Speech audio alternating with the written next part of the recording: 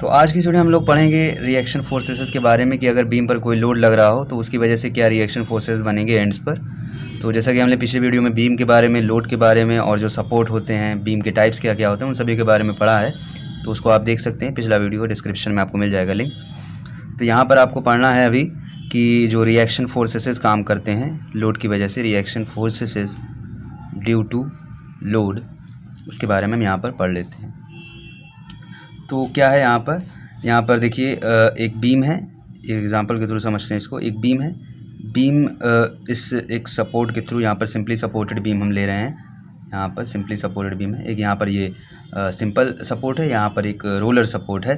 तो इस कंडीशन में हमें बताना है कि यहाँ पर रिएक्शन फोर्सेस क्या काम कर रहे होंगे। यहाँ पर बीम की लेंथ दी गई है, वो है L, और यहाँ पर W जो है वो वेट काम कर रहा है। एक पॉइंट लोड है, कंसनट्रेटेड लोड है, एक पॉइंट पर काम कर रहा है, वो भी मिड लेंथ पर काम कर रहा है। मतलब अगर आप इसकी ये लेंथ देखें कितनी लेंथ से यहाँ पर इस साइड से लगा है, तो वो है L/2, ठीक है। तो यहाँ पर आप मान लो कि इस एंड पर जो है रिएक्शन फोर्स R1 काम कर रहा होगा, इस एंड पर रिएक्शन फोर्स R2 काम कर रहा होगा। तो R1 और R2 की वैल्यू हमें फाइंड आउट करनी है कि किस तरह से हमें यहाँ पर इस वैल्यू को निकालना है। तो देखिए, पहले तो हम यहाँ पर इक्विलिब्रियम की कंडीशन लेंगे। इक्विलिब्रियम में क्या होता है कि जो फोर्स होता है, फोर्स का अलजेब्रिक सम जो होता है वो ज़ीरो होता है।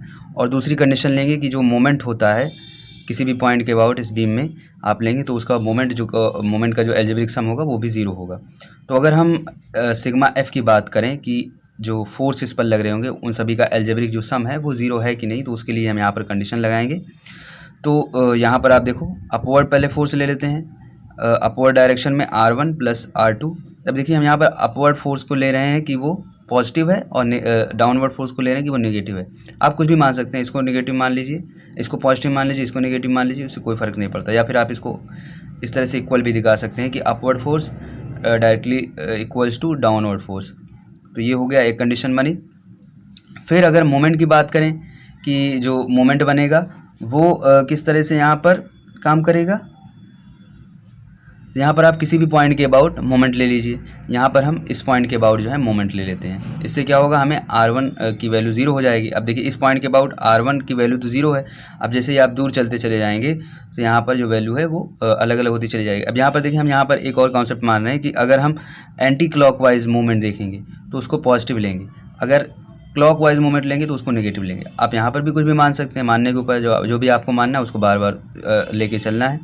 तो यहाँ पर हम मान रहे हैं कि जो एंटी क्लॉकवाइज मूवमेंट है, जैसे यहाँ पर R2 की वजह से देखिए, यहाँ पर इस पॉइंट के अबाउट जब R2 इसको मोशन में लाएगा तो कुछ इस तरह का इसमें मूवमेंट लगेगा, पॉजिटिव डायरेक्शन में लगेगा। तो क्या हो जाएगा, R2 इंटू में इसकी लेंथ, जैसे कि मोमेंट की वैल्यू क्या होती है, फोर्स इंटू में जो परपेंडिकुलर लेंथ है। तो यहाँ पर देखिए, परपेंडिकुलर लेंथ कितना काम कर रही है, L काम कर रही है, R2 इंटू में L। तो ये पॉजिटिव डायरेक्शन में हुआ। और यहाँ पर ये आएगा नेगेटिव वाला, क्योंकि ये इसको इस डायरेक्शन में लेके जाएगा, ये इसको क्लॉकवाइज डायरेक्शन में जाएगा। क्लॉकवाइज को हम मान रहे हैं कि वो नेगेटिव है। तो यहाँ पर W माइनस में लिख दीजिए, W इंटू में यहाँ पर परपेंडिकुलर लेंथ कितना है, L/2 इक्वल्स टू 0। या फिर आप यहाँ पर ले सकते हैं कि अगर अपोजिट मोमेंट है तो वो इक्वल होंगे, R2 इंटू में L लिख दीजिए और W इंटू में L/2 लिख दीजिए। तो यहाँ से देखो, आप R2 की वैल्यू कुछ मिल गई, यहाँ से आपको R2 बराबर L से L कैंसिल, W/2 आ गया। तो बस आपको कोई भी क्वेश्चन मिले, आपको पहले तो अलजेब्रिक सम ऑफ फोर्स ले लेना है, अलजेब्रिक सम ऑफ मोमेंट ले लेना है, उसकी वजह से आपको मिल जाएगा R1 R2 की वैल्यू। फिर उसके बाद हम लोग बनाएंगे शेयर फोर्स या बेंडिंग मोमेंट के बारे में, तो उसको भी पढ़ेंगे हम लोग। पहले यहाँ पर समझ लेते हैं कि रिएक्शन किस तरह से हमें निकालना होता है। तो ये हो गया R2 की वैल्यू। अब यहाँ से अगर आप R2 की वैल्यू यहाँ पर रख दो तो R1 की वैल्यू भी आ जाएगी W/2।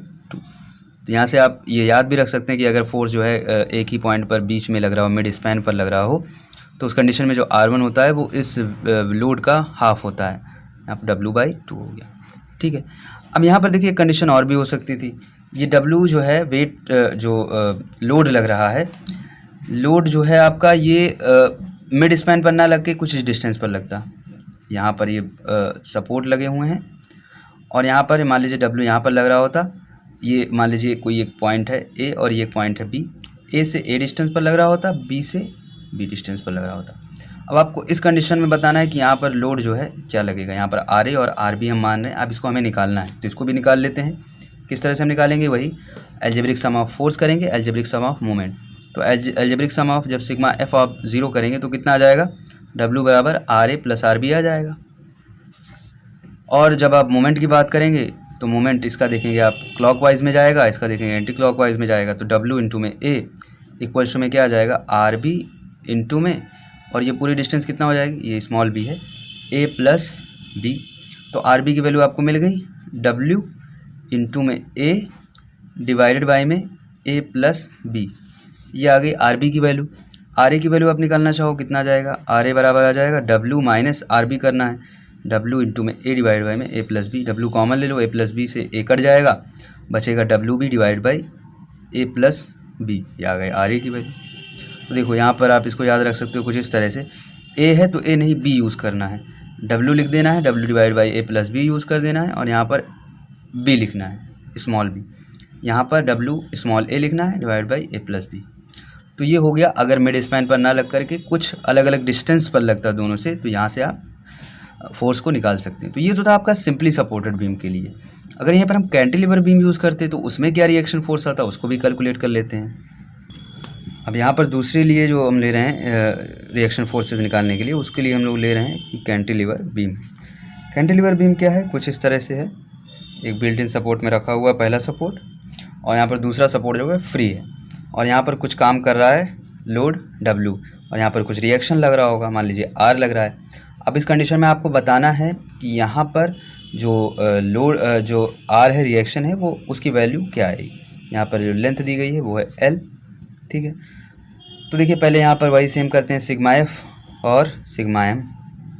सिग्मा F की वैल्यू अगर आप बात करो तो R बराबर W की हो जाएगा, यहीं से आपका निकल गया, ठीक है।